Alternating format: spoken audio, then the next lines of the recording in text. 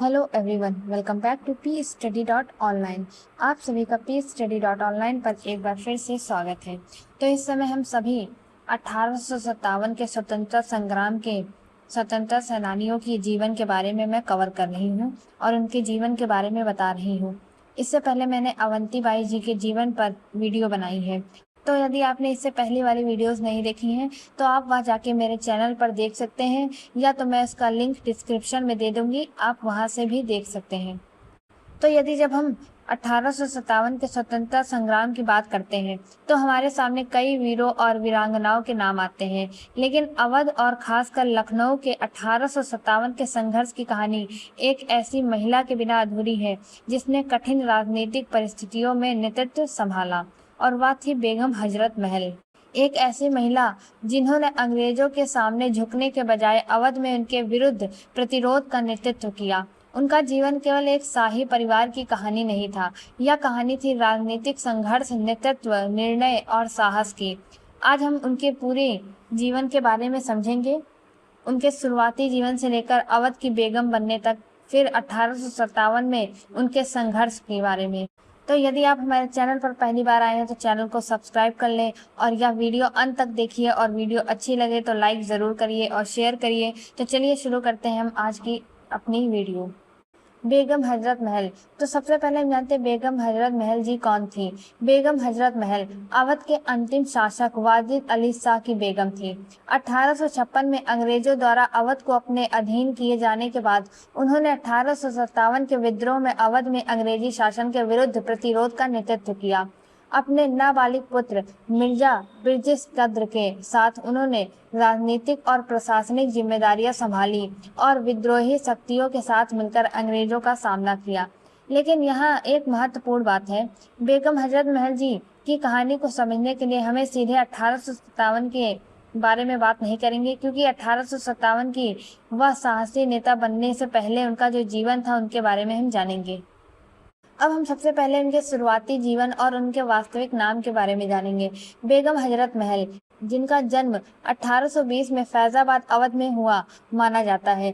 लखनऊ जिला प्रशासन की आधिकारिक जानकारी के अनुसार उनके पिता का नाम मियां गुलाम मोहम्मद और माता का नाम मेहर अफजा था। उनके पिता अवध दरबार से जुड़े एक कुलीन व्यक्ति थे।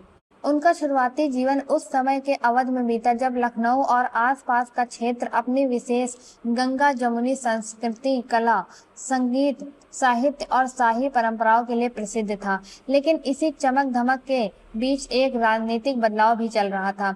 अंग्रेज ईस्ट इंडिया कंपनी अवध की राजनीति और प्रशासन में लगातार अपना प्रभाव बढ़ा रही थी। आने वाले वर्षों में यही राजनीतिक स्थिति उनके जीवन को पूरी तरह बदलने वाली थी। बेगम हजरत महल के जीवन को समझने के लिए उस समय के अवध को समझना जरूरी है। अवध केवल एक रियासत नहीं था, यह अपनी कला, संगीत, कविता, नृत्य, स्थापत्य और तहजीब के लिए पूरे भारत में प्रसिद्ध था। लखनऊ इस सांस्कृतिक जीवन का प्रमुख केंद्र था और इसी समय अवध के शासक थे नवाब वाजिद अली शाह। वाजिद अली शाह का कला और संस्कृति के बड़े संरक्षक माने जाते हैं। लेकिन राजनीतिक रूप में अवध पर अंग्रेजों का दबाव लगातार बढ़ रहा था। अंग्रेजों की नज़र अब अवध की सत्ता पर थी। वाजिद अली शाह अवध के अंतिम शासक थे। उनके शासनकाल में लखनऊ की सांस्कृतिक पहचान और भी मजबूत हुई। दरबार में संगीत, कविता, नृत्य और साहित्य को संरक्षण मिलता था। लेकिन अंग्रेजी ईस्ट इंडिया कंपनी की नज़र से अवध की स्थिति अलग थी। अंग्रेजों ने अवध के प्रशासन पर सवाल उठाने शुरू किए और धीरे धीरे उसके राजनीतिक मामलों में हस्तक्षेप बढ़ाया। इसी शाही वातावरण में बेगम हजरत महल का जीवन भी आगे बढ़ा। वर्ष 1847 में उनका विवाह अवध के अंतिम शासक वाजिद अली शाह से हुआ। इसके बाद वह अवध के शाही परिवार का हिस्सा बनी और आगे चलकर बेगम हजरत महल के नाम से प्रसिद्ध हुई। यह केवल उनके सामाजिक जीवन में परिवर्तन नहीं था, शाही परिवार का हिस्सा बनने के साथ उन्हें अवध की राजनीति और दरबार की परिस्थितियों को करीब से देखने का अवसर मिला, और आने वाले समय में यही अनुभव उनके लिए बेहद महत्वपूर्ण साबित होने वाला था। यदि अब हम उनके नाम, हजरत महल का नाम उनका कैसा जुड़ा, अगर इसकी बात करें तो उनका नाम इतिहास में बेगम हजरत महल के रूप में दर्ज हुआ। यह नाम उनकी शाही स्थिति और अवध के राज दरबार से उनके संबंध का प्रतीक बन गया। आज लखनऊ में उनके नाम से जुड़ी कई स्मृतियां मौजूद हैं। हालांकि अगर एक बात करें तो हजरतगंज का नाम बेगम हजरत महल के नाम पर नहीं रखा गया था। लखनऊ जिला प्रशासन के अनुसार हजरत नाम का संबंध वाजिद अली शाह के पिता अमजद अली शाह से था। यह एक अच्छा उदाहरण है कि इतिहास में प्रचलित धारणों और प्रमाणित जानकारी के बीच अंतर हो सकता है। अब हम बात करें तो सबसे महत्वपूर्ण राजनीतिक हिस्सा शुरू होता है। 19वीं शताब्दी में ईस्ट इंडिया कंपनी भारत में अपना निरंतर तेजी से बढ़ा रही थी। अवध भौगोलिक और राजनीतिक रूप से बहुत महत्वपूर्ण क्षेत्र था। अंग्रेजों ने अवध के शासन और प्रशासन पर लगातार सवाल उठाए। आखिरकार उन्होंने अवध को अपने नियंत्रण में लेने का फैसला लिया और वर्ष 1856 अवध के इतिहास में एक निर्णायक वर्ष बन गया। वर्ष 1856 में अंग्रेजों ने अवध को अपने अधीन कर लिया। नवाब वाजिद अली शाह को सत्ता से हटा दिया गया और उन्हें कलकत्ता, वर्तमान कोलकाता निर्वासन में भेज दिया गया। यह घटना अवध के लिए बहुत बड़ा राजनीतिक परिवर्तन थी। लखनऊ की सत्ता बदल गई। अवध की पुरानी राजनीतिक व्यवस्था कमजोर पड़ गई और इसी परिस्थिति ने बेगम हजरत महल को एक ऐसी भूमिका में ला दिया जिसकी उन्होंने शायद पहले कल्पना भी नहीं की होगी। वाजिद अली शाह के निर्वासन के बाद अवध में अंग्रेजी प्रशासन स्थापित हो गया, लेकिन जनता और पुराने शाही समर्थकों में असंतोष बढ़ता गया। अवध के कई लोगों को लगा कि उनके राज्य और उनकी राजनीतिक व्यवस्था उनसे छीन ली गई है। बेगम हजरत महल ने भी अंग्रेजों के इस कदम को स्वीकार नहीं किया। अब उनका जीवन केवल शाही परिवार के एक सदस्य का जीवन नहीं रहा, वह धीरे धीरे राजनीतिक प्रतिरोध की ओर बढ़ रही थी। यहाँ से बेगम हजरत महल की कहानी में सबसे बड़ा परिवर्तन आता है। एक और उनके पति निर्वासन में थे, दूसरी ओर अंग्रेजों का अवध पर नियंत्रण था और तीसरी ओर उनके सामने था अपने बेटे और अवध के भविष्य का सवाल। उनका पुत्र था मिर्जा बिरजिस कद्र। बिरजिस कद्र उस समय बहुत कम उम्र के थे। आगे चलकर 1857 के विद्रोह के दौरान उन्हें अवध का शासक घोषित किया गया और बेगम हजरत महल ने उनके नाम पर शासन की जिम्मेदारी संभाली। यदि हम 1857 से ठीक पहले की परिस्थितियों की बात करें तो भारत में अंग्रेजी शासन के खिलाफ असंतोष बढ़ता जा रहा था। सैनिकों में असंतोष था, किसानों और आम जनता की अपनी समस्याएं थी। कई भारतीय शासक अंग्रेजी नीतियों से असंतुष्ट थे और अवध में 1856 के विलय के बाद राजनीतिक असंतोष पहले से ही मौजूद था। इसीलिए जब 1857 में विद्रोह की शुरुआत हुई तो अवध में उसके फैलने के लिए पहले से ही एक असंतोषपूर्ण वातावरण मौजूद था। 1857 मेरठ से शुरू हुआ विद्रोह तेजी से कई क्षेत्रों में फैलने लगा। दिल्ली, कानपुर, झांसी और लखनऊ सहित कई क्षेत्रों में अंग्रेजी शासन के खिलाफ संघर्ष शुरू हुआ। अवध भी इस विद्रोह का एक महत्वपूर्ण केंद्र बना। अब बेगम हजरत महल के सामने फैसला लेने का समय था। क्या वह अंग्रेजी सत्ता को स्वीकार करेंगी या अपने बेटे और अवध के अधिकार के लिए संघर्ष करेंगी? उन्होंने दूसरा रास्ता चुना। 1857 के विद्रोह के दौरान मिर्जा बिरजिस कद्र को अवध का शासक घोषित किया गया। उस समय उनकी उम्र लगभग 11 वर्ष थी। क्योंकि वह नाबालिग थे, इसलिए वास्तविक राजनीतिक और प्रशासनिक जिम्मेदारी उनकी मां बेगम हजरत महल ने संभाली।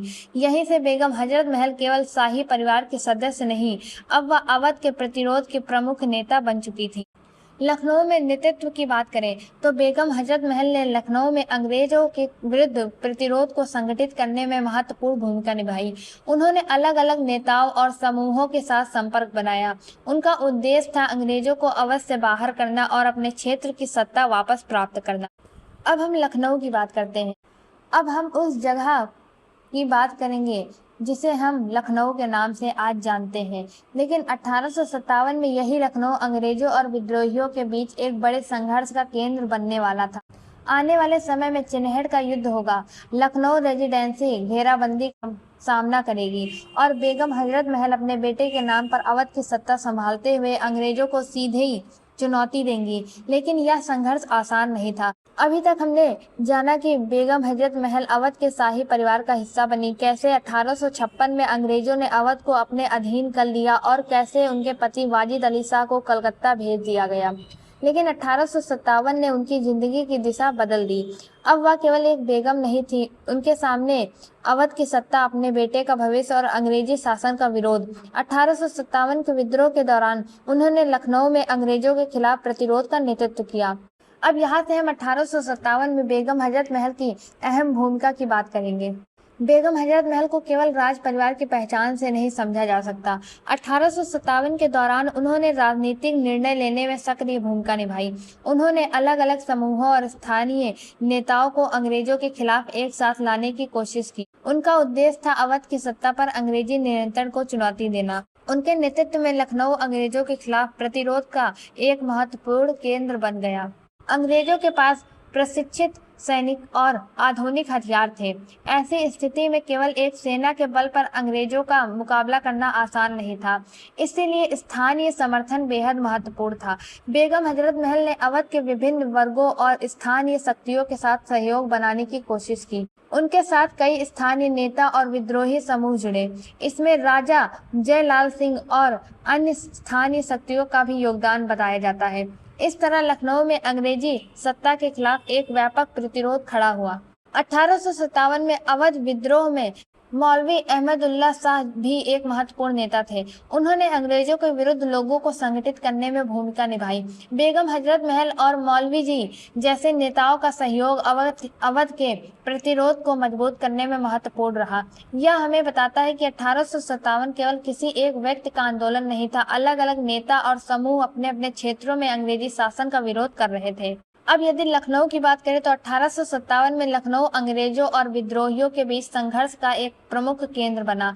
शहर में अंग्रेजी प्रशासन मौजूद था, दूसरी ओर विद्रोही ताकतें लगातार मजबूत हो रही थी। बेगम हजरत महल के नेतृत्व में अवध की सत्ता को फिर से स्थापित करने की कोशिश की जा रही थी और इसी दौरान हुआ एक महत्वपूर्ण युद्ध जो कि था चिनहट का युद्ध। अब हम चिनहट के युद्ध की बात करें तो 30 जून 1857 को लखनऊ के पास चिनहट में सेना और विद्रोही सेना के बीच महत्वपूर्ण संघर्ष हुआ। विद्रोही पक्ष में विभिन्न स्थानीय और सैन्य समूह शामिल थे। अंग्रेजी सेना का नेतृत्व सर हेनरी लॉरेंस से जुड़ा था। इस संघर्ष में अंग्रेजी सेना को भारी चुनौती का सामना करना पड़ा और उसे पीछे हटना पड़ा। चिनहट की हार ने लखनऊ में अंग्रेजी स्थिति को गंभीर रूप से प्रभावित किया। चिनहट के संघर्ष का मनोवैज्ञानिक प्रभाव बहुत बड़ा था। विद्रोहियों का आत्मविश्वास बढ़ा। लखनऊ में अंग्रेजी स्थिति कमजोर दिखाई देने लगी। अंग्रेजी अधिकारी और सैनिक लखनऊ रेजिडेंसी की ओर पीछे हटे। इसके बाद रेजिडेंसी लंबे समय तक घेराबंदी का सामना करने वाली थी और बेगम हजरत महल का नेतृत्व इस पूरे संघर्ष के राजनीतिक पक्ष में महत्वपूर्ण रहा। लखनऊ रेजिडेंसी घेराबंदी की बात करें तो लखनऊ रेजिडेंसी का प्रसिद्ध संघर्ष। रेजिडेंसी में अंग्रेज अधिकारी, सैनिक और उनके परिवार मौजूद थे। विद्रोही सेनाओं ने इसे घेर लिया। यह घेराबंदी कई महीनों तक चली और 1857 के संघर्ष की सबसे चर्चित घटनाओं में शामिल रही। बेगम हजरत महल इस समय अवध में विद्रोही शासन की प्रमुख राजनीतिक शक्ति थी। बेगम हजरत महल का योगदान केवल युद्ध तक सीमित नहीं था, उन्हें प्रशासन भी संभालना पड़ा। उनके पुत्र बिरजिस कद्र के नाम पर शासन चलाया गया। राजस्व, कानून व्यवस्था और प्रशासन जैसे विषयों पर भी ध्यान देना आवश्यक था। युद्ध के बीच शासन चलाना आसान काम नहीं था, लेकिन बेगम ने इस जिम्मेदारी को स्वीकार किया। अवध में अंग्रेजों के खिलाफ विद्रोह को केवल सैनिकों का समर्थन नहीं मिला, स्थानीय जनता का भी महत्वपूर्ण योगदान था। किसान, स्थानीय जमींदार, सैनिक और अन्य समूह अलग अलग कारणों से अंग्रेजी शासन का विरोध कर रहे थे। बेगम हजरत महल का नेतृत्व इसी व्यापक असंतोष के बीच उभरा। उनका राजनीतिक संदेश था कि अंग्रेजों द्वारा अवध पर किया गया कब्जा स्वीकार नहीं किया जाना चाहिए। बेगम हजरत महल ने अंग्रेजी शासन की नीतियों की आलोचना करते हुए घोषणाएं जारी की। इनमें अंग्रेजों के शासन और उनके द्वारा किए गए बदलाव का विरोध किया गया। उन्होंने भारतीय समाज के धार्मिक और सामाजिक मामलों में अंग्रेजी हस्तक्षेप की आलोचना भी की। उनकी घोषणाओं का उद्देश्य लोगों को अंग्रेजों के विरुद्ध संगठित करना था। बेगम हजरत महल ने अंग्रेजी शासन के उन कदमों की आलोचना की जिन्हें वह भारतीय धार्मिक और सामाजिक परंपराओं के लिए हस्तक्षेप मानती थी। उन्होंने हिंदू और मुस्लिम दोनों समुदायों में अंग्रेजों के खिलाफ एकजुट होने की अपील की। यह पहल महत्वपूर्ण थी क्योंकि 1857 के विद्रोह में कई स्थानों पर दोनों समुदायों के लोग अंग्रेजी शासन के विरुद्ध साथ आए थे। अवध में भी इस एकता ने प्रतिरोध को मजबूत किया, लेकिन विद्रोहियों की शुरुआती सफल लंबे समय तक नहीं रह सकी। अंग्रेजी सेना ने धीरे धीरे अपने सैन्य शक्ति को मजबूत किया। अंग्रेजों ने दूसरे क्षेत्रों से सैनिक और संसाधन जुटाए। अब लखनऊ पर दोबारा कब्जा करने की तैयारी शुरू हो गई। बेगम हजरत महल और उनके समर्थकों के सामने एक बहुत बड़ी चुनौती खड़ी हो चुकी थी। 1857 के अंत और 1858 की शुरुआत तक अंग्रेजी सेना ने उत्तर भारत के कई क्षेत्रों में अपना नियंत्रण फिर से स्थापित करना शुरू किया। लखनऊ भी अंग्रेजी सेना के निशाने पर था। अंग्रेजों ने बड़ी सैन्य शक्ति के साथ लखनऊ की ओर बढ़ना शुरू किया और विद्रोहियों के सामने विकल्प कम होते जा रहे थे। 1858 में अंग्रेजी सेना ने लखनऊ पर बड़ा सैन्य अभियान चलाया। शहर में कई स्थानों पर संघर्ष हुआ। विद्रोहियों ने प्रतिरोध किया, लेकिन अंग्रेजों की सैन्य शक्ति और संसाधन अधिक थे। धीरे धीरे अंग्रेजी सेना ने शहर के महत्वपूर्ण हिस्सों पर कब्जा करना शुरू कर दिया। लखनऊ पर अंग्रेजों का नियंत्रण बढ़ने के बावजूद बेगम हजरत महल ने तुरंत आत्मसमर्पण नहीं किया। उन्होंने अपने समर्थकों के साथ संघर्ष जारी रखा। उनके लिए यह केवल सत्ता का प्रश्न नहीं था, यह अंग्रेजों द्वारा अवध पर किए गए कब्जे के विरोध का प्रश्न था। इसीलिए उन्हें लखनऊ छोड़ने के बाद भी संघर्ष का रास्ता चुनना पड़ा।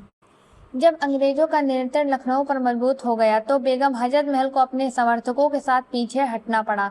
लेकिन यह उनकी कहानी का अंत नहीं था। वह अवध से बाहर निकल गई और आगे चलकर नेपाल की ओर चली। वहां से उनके जीवन का एक नया अध्याय शुरू हुआ।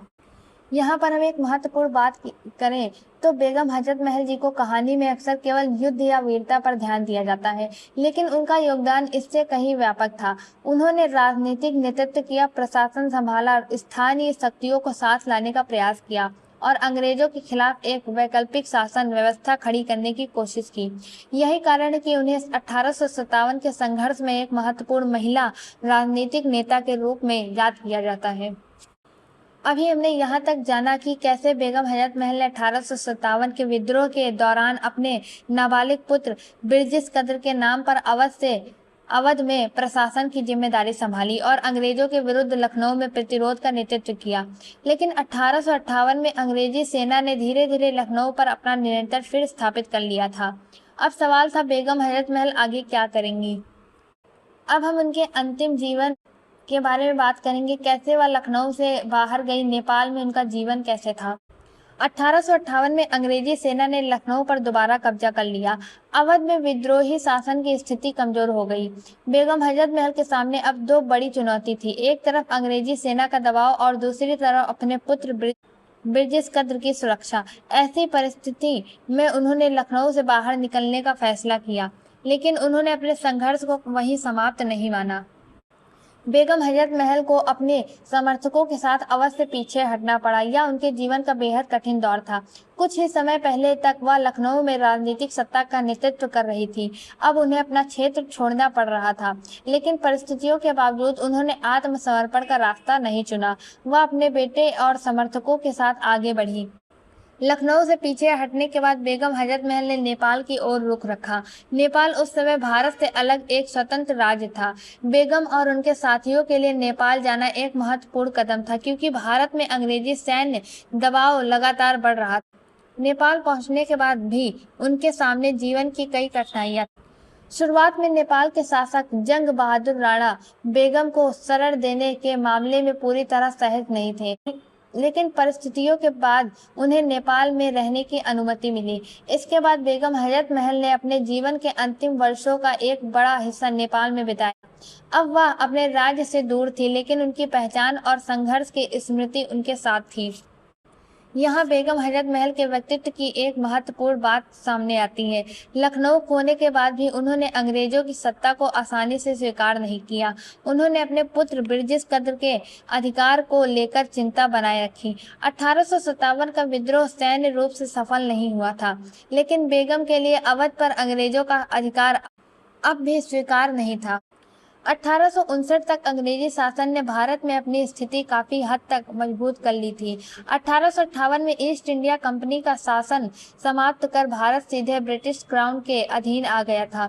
अंग्रेजों की ओर से भारतीय शासकों और जनता को शांत करने के लिए नई घोषणाएं भी की गई, लेकिन बेगम हजरत महल अंग्रेजी शासन के वादों से प्रभावित नहीं हुई।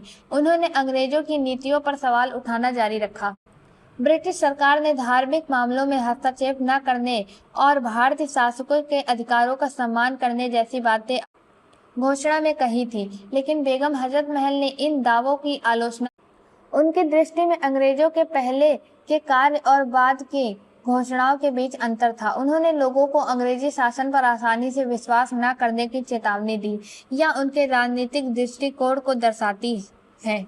बेगम हजरत महल के पुत्र बिरजित कद्र भी उनके साथ निर्वासन में रहे। 1857 में जब उन्हें अवध का शासक घोषित किया गया तब वह बहुत कम उम्र के थे। अंग्रेजों के लखनऊ पर कब्जे के बाद उनका शासन समाप्त हो गया। आगे चलकर उन्होंने भी अपनी मां के साथ निर्वासन का जीवन बिताया। इस तरह एक पूरा शाही परिवार अपने राज्य से दूर हो गया।